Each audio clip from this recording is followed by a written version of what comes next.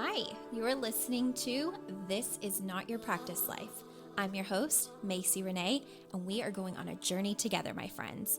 I'm a certified life and emotional intelligence coach. And if you really want to step into your highest self, there are a few non-negotiables you're going to have to learn, and I am just the person to help you do it. No matter your past, I'm here to help you create a more fulfilling future. So stick around with me. Not only will I teach you how to navigate your brain's daily mind drama, but I'll help you actually understand your mind, your emotions, why you do the things you do, and why others do the things they do. Most importantly, I'll help you build the self-awareness skills to create whatever results you want. It's never too late to change the trajectory of your life. After all, this is not your practice life.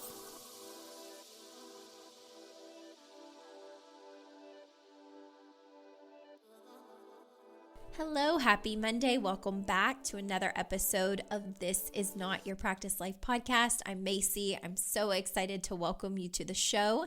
If you're brand new here, welcome. I hope you get everything that you need and more. And if you're a returning listener, I love you and thank you for coming back. So last week on my Instagram, I put up a question box and I asked what you guys wanted to hear, what podcast topics you all wanted. And I had so many people answer that question box, which is amazing.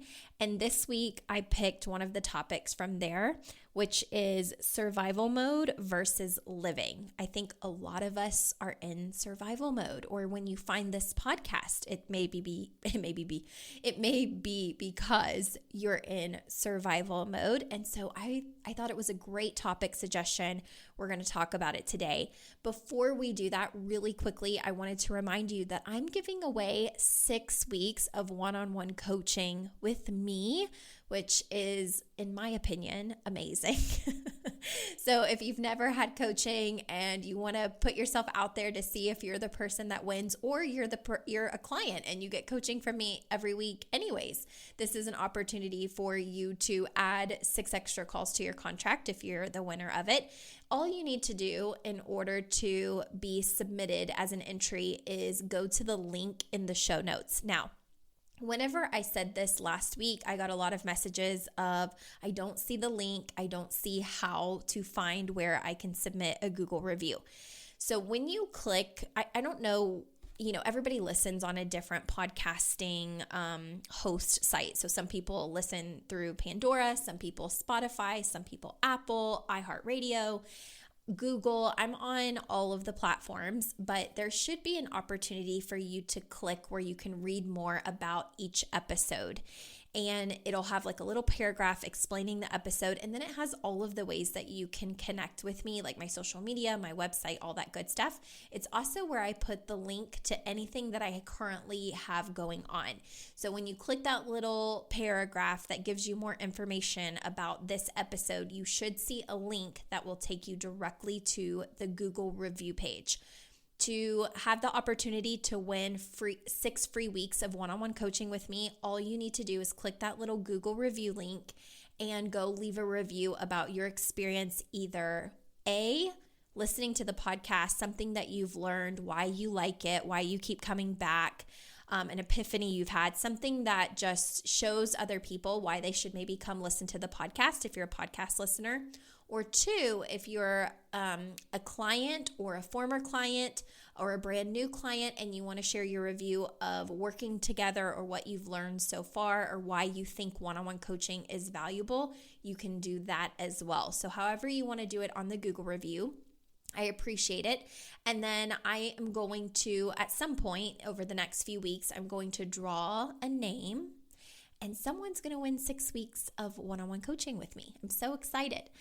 So there's that announcement. And then also I might put the Google link on my website as well. So just check on the main page of my website. If for some reason you can't find it in the podcast show notes, go and check on macierenee.com. I will try to remember to put a little link on there so that way you can find it more easily if, your podcasting host is not the most convenient as far as finding it. All right, you guys, so let's talk about survival mode versus living. The number one thing I want to start off with this is that I am not a licensed psychologist or anything like that. I am an occupational therapist, and we do have, we end up working with a lot of clients and mental health and things like that, but that's not directly what I do. So everything that I am going to say on this episode, and really any of my episodes, are from my own lived experiences. I did 17 years of therapy as a client. And then I've done 6 years so far of coaching as a client. And I myself have been a coach for 4 years and an occupational therapist for going on 7, although I only practiced 6 before I walked away to pursue my entrepreneurship of coaching full time. So I have a lot of lived experience and a lot of even clinical side of experience, but I do like to preface that I'm not a licensed clinical psychologist. So don't take everything that I say as law, but just take what you need. And, I think with anything you listen to, you should question everything, right? That's why I have episodes on Get Curious. The reason we should question all of our thoughts, it's really because at the end of the day, you have to listen to what's best for you. So there's going to be things on the podcast I talk about that resonates, and there's going to be things I talk about on the podcast that maybe don't. Okay. So just take what you need and leave what you don't. So survival mode, in my opinion, right? And the way that I would describe this is when you are on autopilot and you really feel as though you're going through the motions of your life. You don't fully feel mentally, emotionally, even physically present in your day-to-day life. And the reason that you don't feel mentally, emotionally, physically present in your day-to-day life could be because you've had very painful experiences of your past, traumatic experiences in your life, right? Something that has maybe occurred in your life that your brain has deemed as painful, difficult, hard to overcome, a challenge, and without a super keen amount of self-awareness, your brain goes into survival mode as a protective mechanism to make life as easy as possible, which a lot of times means operating on autopilot and just kind of surviving versus thriving. That's the way that I would describe it. So I really understand this, like based on the way that I think about it, and everybody might have a different way that they think about it, but based on the way that I think about it, I go back to where I was probably 8, 9, 10 years ago, where I hit my rock bottom because life was throwing me all kinds of wrenches, right? All kinds of curveballs, you name it. I was being thrown all of the things in different life circumstances. And it was very, very challenging for me. And I found a lot of it to be very traumatic and hard to deal with, even though I was going to therapy and I didn't have coaching at the time. But even though I was going to therapy, it was nice to talk out everything that was very challenging for me. But I still felt like, what's next? Where do I go from here? What do I even do with myself? I don't know what to do with myself. So fast forward, I hired my first coach in 2016, and shortly after working with her for a year, I also hired a second coach. It was like, sign me up for everything. I hired a second coach who was focused a lot on healing work and spirituality work, and more of the deep kind of let's get to the root of the problem kind of work, because what you will find in coaching is that there are coaches that niche down to something super, super specific. So my very first coach I hired for business reasons. She covered life stuff, but she was mainly interested in business stuff. And because I didn't even know who I was or what I wanted at the time, there came a point where my journey kind of transitioned from her, even though I loved her so much, and she's obviously who I've gone back to. But, there was a time where my coaching journey transitioned because I felt like I needed more than she was able to provide, because she didn't do a lot of the spiritual kind of healing kind of, holistic approach work. And I love that work. And that's something that I do a lot of times with my clients. Reiki, I went to school for massage. Occupational therapy is very much a holistic profession in the therapy world. And then, I just love all of that kind of stuff. So anyways, I worked with a coach about a year in that helped me with a lot of the healing components of my life and visiting stuff that was challenging for me throughout my childhood. And I will never forget, and I've told my clients this, but I will never forget that feeling that I had of just not knowing who I was, what I wanted, or what I was even doing in my life. I felt so disconnected from myself. And I remember telling this coach, how I was feeling.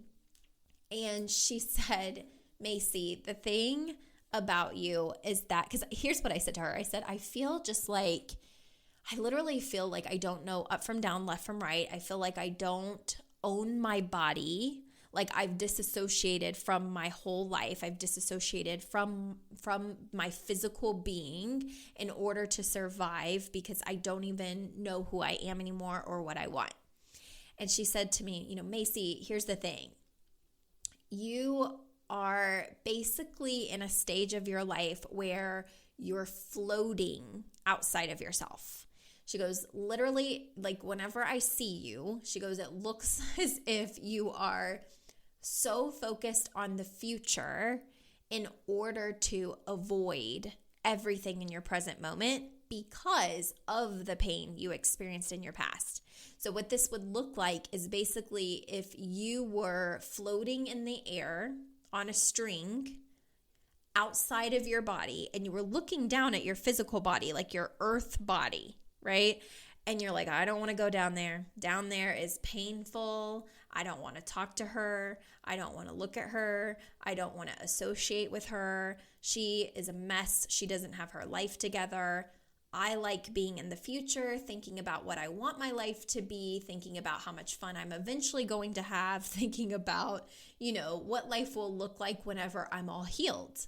And she goes, so it's almost like there is the you as a human that's grounded, and then there's a balloon of you on a string that's floating way above you, looking down at your human body and saying, I don't want to go back there.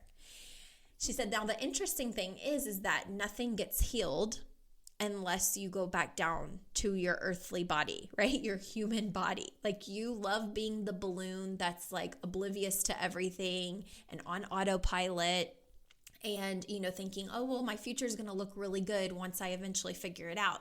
She goes, but the thing is you can't figure it out unless you go down to back to your physical body and you like integrate all of this pain that you've been feeling back into your everyday human body. And I totally could visualize what she meant, right? Like that's why I think the balloon example was so helpful. It would be like making a copy of your current body into a balloon that's attached by a string to your heart and your balloon just floating outside of yourself. And when I describe this on consults, I think a lot of people know exactly what I'm saying. They're like, yes, I have disassociated. I, feel like I'm floating outside of myself. I feel like I don't even know what I want. I feel like I don't know my purpose. I don't know what I want. I don't know what to do. I don't know who I am. I just feel lost. And I feel like there's more for me, but I don't know what it is. And I think that is such a trait of like a telltale sign, I should say, of being in survival mode, of your brain saying, I've checked out because things are very painful and I don't feel like I know what to do about it. And I don't feel like I have the tools to do something about it. And what it really comes down to is a lack of awareness around what it takes in order to come back down to yourself, like being grounded enough to basically pull that balloon on a string down and say, come here, you've got to come back. Like you've got to come back so we can work on things. Okay. Now the topic was survival mode versus living. So how do you know when you're really living? When you're really living, you are very aware of the present moments. You're very aware of your mind, of the emotions that you're feeling, of what actions you're taking in your life. You're aware of like what results you're creating in your life. You're much more in tune with the responsibility of the life that you're creating. It will no longer feel like life is happening to you, but instead it will feel like life is happening for you. There will be, like less drama around other people.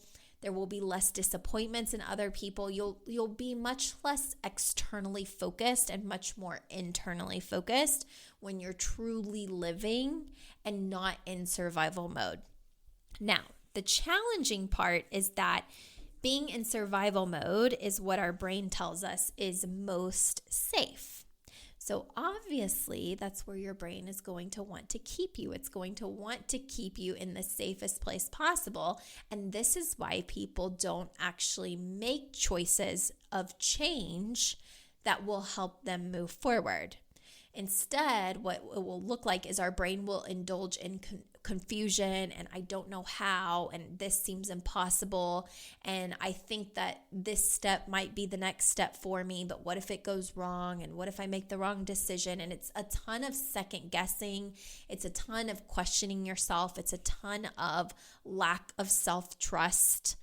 And, believing that there's a right way, believing that you can't make mistakes because the mistakes will take you too far off track, or being so afraid of making the mistakes because you don't want to feel the emotions. Whereas truly living is accepting and embracing your humanness and saying like, it's okay. I can try a bunch of things, and if they don't work, it's okay. I know how to have my own back. I know how to make things work for me. I know how to see the glass full, even though, even if it's half empty, to me it looks full. So there are ways that we can go from this survival mode where we feel totally disconnected from ourselves to the place where we really feel like I'm living a full life. And how you do that is through the work you're doing in your mindset and the emotional work that you're doing with your healing, okay?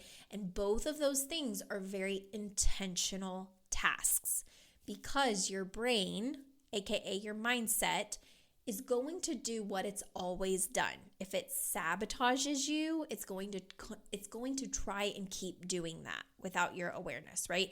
If it tells you that things are impossible, if it says nothing's ever going to be different, this is going to be too hard, or it might not work, it might, be a mistake. Like if your brain tends to think very negatively, that's how it's going to want to continue to think, because that's what survival mode is. It's like we don't need to change anything about how we think. We don't need to change anything because changing something would mean unfamiliar territory, and it would mean that, something could happen that we're not prepared for. And if something happens that we're not prepared for, then we're going to feel unsafe. And we don't want to feel unsafe because feeling unsafe means feeling scared or feels scary to us. And because we don't want to feel those things, let's avoid doing anything that's going to help move the needle forward or anything that's going to help us grow. And therefore, the result that you get is staying in the same place, going through the same cycles, which is what I did for 17 years. It was painful. It was super painful because it's like logically, I knew that I felt miserable. I knew that I was in autopilot. I knew that life felt very heavy, but I could not figure out how to move myself forward. And so I'm here to repeat the solution for moving yourself forward in case you missed it. And it has to be the work that you do on your mindset and the emotional work that you do around healing and being super comfortable feeling uncomfortable emotions, no matter what, in order to move yourself forward. And that's where a lot of people get stuck, because when your brain is focused on survival, it's going to try to do what it thinks is the most safe. And what it thinks is the most safe is to keep you exactly where you're at, doing the same things you've always done, making the same decisions you've always made. Okay, whatever patterns you currently have in your life, that's what feels good to your brain. even if it's toxic, even if the patterns are not serving you, even if, like let's say there are things that you really want to do and things you really want to get out of your life, but you're not doing them. Those cycles your brain has you in, we could call self-sabotaging cycles. It's like, here's what I want, but I'm not doing anything that's going to help me get what I want. And it's because your brain is like, yeah, obviously we're not going to do any of that because it feels daunting and terrifying, and we'd have to change who we're being in order to do it. Why would we do that? Right? And if you're not practicing a lot of self-awareness here, you will just keep repeating patterns. Even if those patterns are not serving you, even if those patterns are toxic, it's what keeps people in unfulfilling, dysfunctional relationships, right? It's what keeps people at a job that they hate. It's what keeps people in indecision, believing that they don't know how to make a decision because it might not be the right decision. It totally will take you off track when your body is in a place of survival mode. And, God bless us, because it really is our body doing the best it knows how to do. It's like, I want to avoid pain at all costs. And even though I'm in a situation that is driving me crazy, to make a different decision right now in the present moment might not get me the result I think that it should, right? Or hope that it will. And because I can't predict it and I don't have this, magic ball or this, map to show me exactly what's going to work 1000% for sure, I'm just going to keep living on autopilot, right? That's what we do. And I think it really takes that day of disgust for us to make a different decision, truthfully. Like, you have to reach your day of disgust. And, after 17 years of going to therapy and then being introduced to my coach like 3 times over the course of a few weeks, it felt like, total fate. It was like, okay, I don't know what a coach does.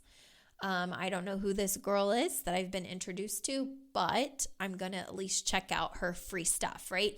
And it was very, very scary to even make the decision because I didn't have the roadmap whenever I decided to pursue coaching as a client. I didn't have a roadmap. I didn't know, I only had the trust in myself that I was going to jump out of the plane, right? With what felt like no parachute. And I had trust in her as a person, that I loved her free stuff enough to believe like, okay, she's very passionate about what she does. She can help me, right? And I need to learn how to help myself. Regardless of her, I need to learn how to help myself because clearly I don't know how to do that. And although it was a super terrifying decision to make, I had hit my day of disgust where the patterns and the cycles and the person that I was being, aka in survival mode, was no longer working, because it was at the point where survival mode felt like it was making me physically ill. And in fact, if you don't know this, stress, prolonged stress, means that your body is constantly releasing cortisol. So your brain is constantly releasing the chemical cortisol, which is your stress hormone. And when your body is under stress for long amounts of time, it actually starts to communicate that with your gene expression, the way that your genes operate, and it changes your body physically. It starts to change your body, and it starts to prepare your body for illness. So the things that maybe your, what's the word I'm looking for? Like it's not pre-subjected, but like the things that you already maybe carry in your body as far as like diagnoses and whatnot, there's a chance that they're never activated. But the reason that sometimes they are activated is because, it's not preconceived. It's like, if you're in the health field, you probably know exactly what I'm saying. It's like before you don't have the condition yet, but your body might be prone to it, right? Your body might already have that gene ready and available in your system, but it doesn't mean that it's going to be triggered or activated. But a lot of times what triggers it is prolonged amounts of stress. And I loved an example that I heard about this years ago.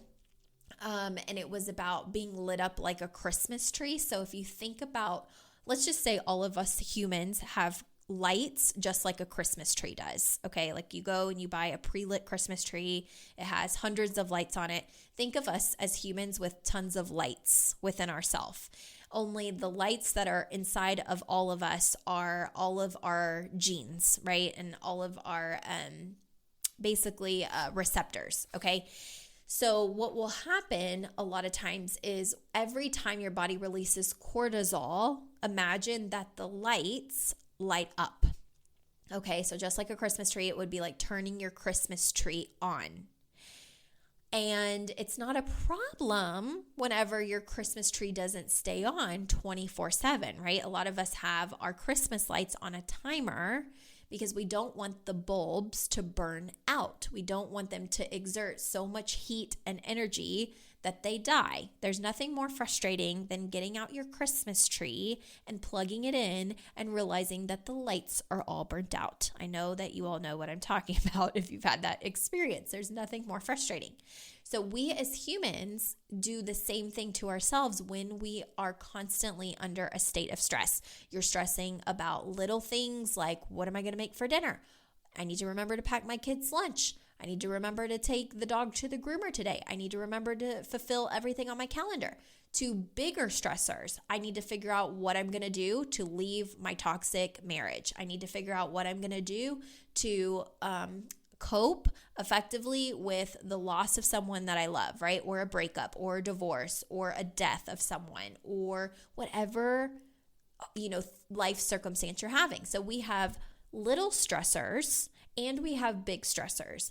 But the point of the matter of all of it is that your body really doesn't know the difference between a little stressor, like stressing about getting to work on time, or a big stressor, like trying to leave something that's very toxic, okay? Your body doesn't know the difference. Your body, no matter what stress you're feeling, minor or major, it still releases the same chemical, cortisol. So when the cortisol releases, your lights, your Christmas lights turn on. So if you're feeling stressed most of your life, day in and day out, your Christmas lights, your human Christmas lights are turned on. And eventually those bulbs will start to burn out. And that's a no-no, okay? That's whenever the physical illness is going to start to come about. That's when people end up with a diagnosis of autoimmune disorders and autoimmune disease, right? Or stomach ulcers or chronic illnesses. And they're like, I don't understand, like this doesn't run in my family. Or maybe it does, maybe it does, your family does have a history of it. But a lot of studies have shown actually that predisposed is what I was going to say, I think earlier. But a lot of studies have actually shown that the illnesses that we end up with are usually not genetic. I think there's only 3 that have been found to be genetic, type 1 diabetes being one, and there's 2 others.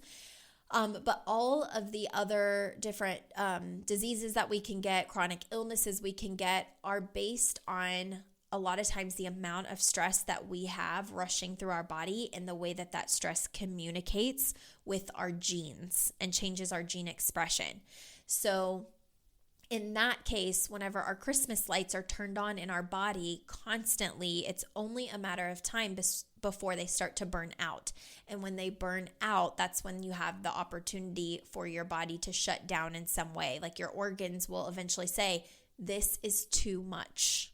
Okay, I've handled the stress for 20 something years. I can't anymore. I'm shutting down. Now we have an autoimmune disorder. Okay, or I've been trying to deal with this for 37 years. I can't do it anymore. Now we have a chronic illness. Now a tumor has grown in our body. A cyst has grown in our body, right? And this is not to freak anybody out, but this is really more of an awareness wake-up call of checking in with how much stress you're allowing in your life. Because remember, stress is something that we physically take on from emotions that we are experiencing in our body that maybe we're not dealing with in the best manner based on thoughts that we're thinking. Okay, so again, you have a circumstance in your life, which leads to thoughts that your brain starts thinking subconsciously and consciously. The thoughts that your brain starts thinking, whether it's in your awareness or it's not, creates emotions that run through your body and energy that you give off in the world, okay? Those emotions that are in your body, especially stress being one of them, will release chemical like cortisol, release a chemical called cortisol, okay? And the more that is circulating in your body, you start to have the physical manifestation of that over a prolonged period of time. So have you ever heard like people who have gut issues, aka me, people who have like IBS and stuff, a lot of times it's all related to anxiety, and like gut health is such an important thing. So if we're not taking care of our gut, we will often end up with anxiety, or anxiety will be like a manifestation of us not taking care of our body and even our mind, right? Because anxiety is almost like the anticipation of something that maybe hasn't happened yet, and anticipating an emotion. Anxiety is really like anticipation. I'm anticipating the worst. I'm anticipating something bad happening. My brain is telling me to be in fight or flight. That's stressing me out and sending me, a lot of cortisol. The cortisol is now communicating with my body. Now my gut is all messed up, right? I went to the doctor back in 2020 before the pandemic, and I went to a psychiatrist or psychologist, I can't remember. And I was talking about like how I was feeling anxiety about some different things, and they were like, and I was telling them how my stomach was hurting, and both of them, the doctor, like my primary care physician, who was actually a nurse, and the psychologist or psychiatrist, they both were like, yeah, that's anxiety. I guarantee you, if I were to bet money on it, the reason that you have stomach issues is because you're having anxiety. And so it was just like a reminder, because my brain had told me like something's wrong. I probably have like something horribly wrong in my gut. And I even went and volunteered myself at like 28 or 29 years old for a colonoscopy, because I'm like, I swear something has to be seriously wrong with my stomach. I probably have something in my intestines that shouldn't be there.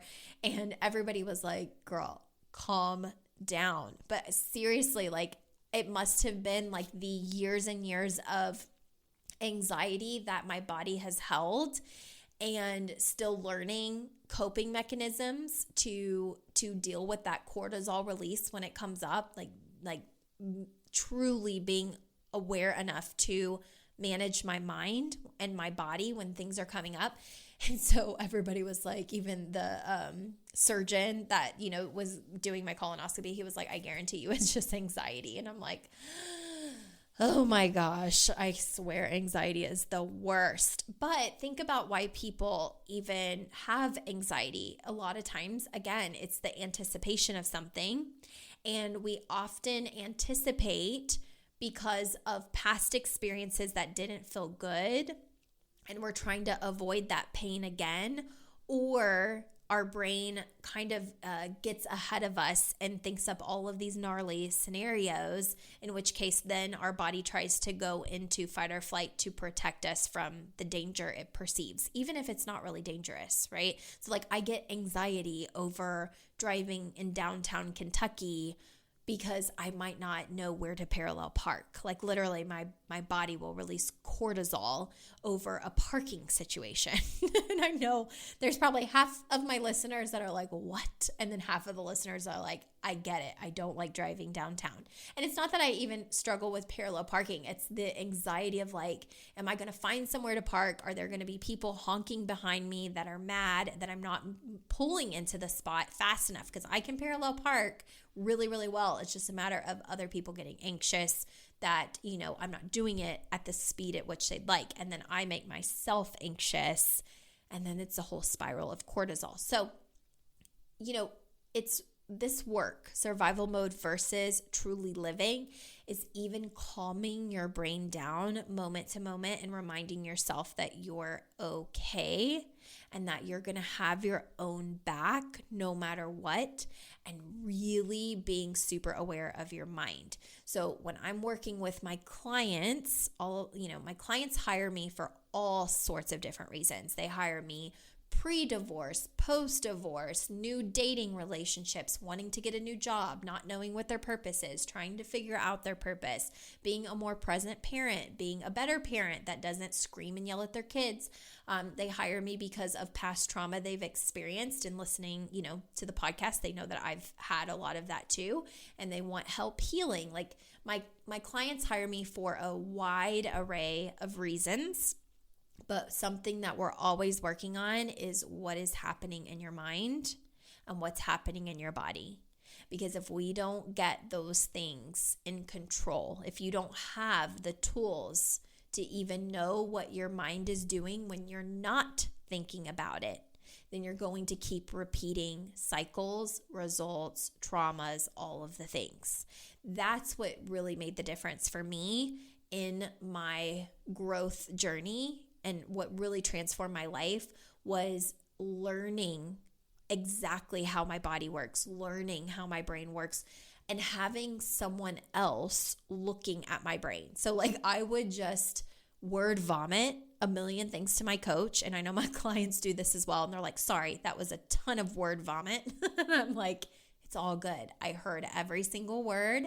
I know exactly where we're going to start with what you said, and I'm going to teach you exactly why you're getting the results you're getting based on what your brain literally told me as if it was the news, right? So I remember my coach doing the same thing. I would just say whatever I needed to say, and I had no awareness of the things that she was hearing.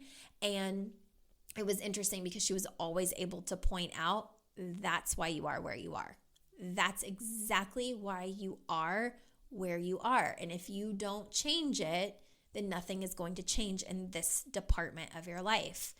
And that was so enlightening to me. So to have someone else who's listening to you and has eyeballs on your brain and ears on your brain, right? And the way that it's functioning is priceless, because everything that's happening in your brain dictates a lot of what you're feeling in your body, dictates everything that you do or don't do in your life, and therefore gives you the life that you're living.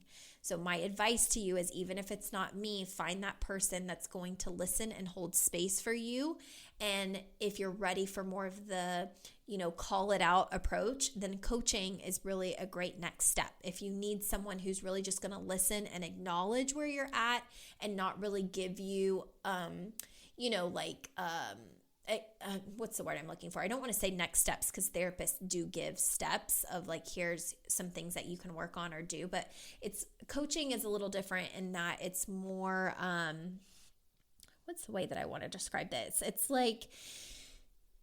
it's a tough love approach of here's what your brain is doing. Here's why your brain is doing it. Here's some options that you have, and you get to decide whether or not you do it. So it's a little bit more like the ball is in your court, and here's why you're doing what you're doing. You need the awareness of why first, and then the homework. And I think sometimes why maybe therapy wasn't as effective for me was because I don't remember honestly getting a lot of tools. I remember talking out my sessions and not really feeling like I left with tools. But if I did get some tools, it was kind of like I still didn't understand why I was the way that I was.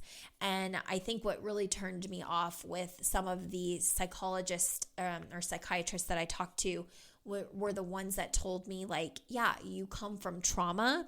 You're never going to feel better, and your body's never going to stop having those responses unless you start medicating yourself to lessen the load. And while that might be true, that medicine is beneficial for lessening the fight or flight response that your body has, it still doesn't heal the core root of the stuff that caused your body to be that way in the first place. And that's where I like to focus in on as a coach.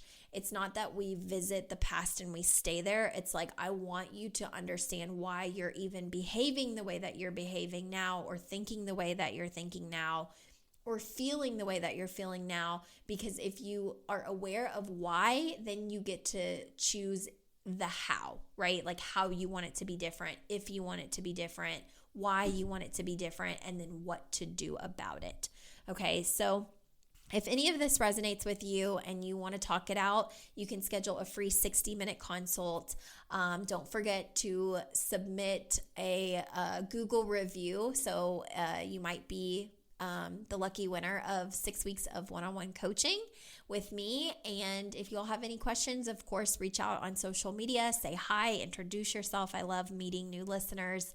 And I love, by the way, reading the reviews on Google, like just how the podcast is helping you guys out. And some of you have been very specific in what episode hit it home for you. And I want to say truly, really quickly, I appreciate you guys so much for being here, for sharing with your friends, for, being a consumer of my work, and mostly for your kind words. I honestly, like, each review that has come through has made me cry, because I just feel so grateful for you and that it is helping you. So if I can be of any assistance, of course, reach out to me. Go to macierenee.com and schedule a consult if you need anything. I'll talk to you guys next week.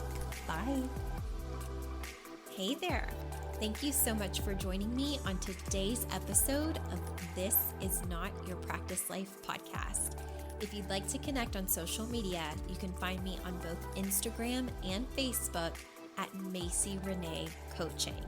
And if you want to stay up to date on all of my offers, announcements, and inspirational emails, you can join my email list at macierenee.com.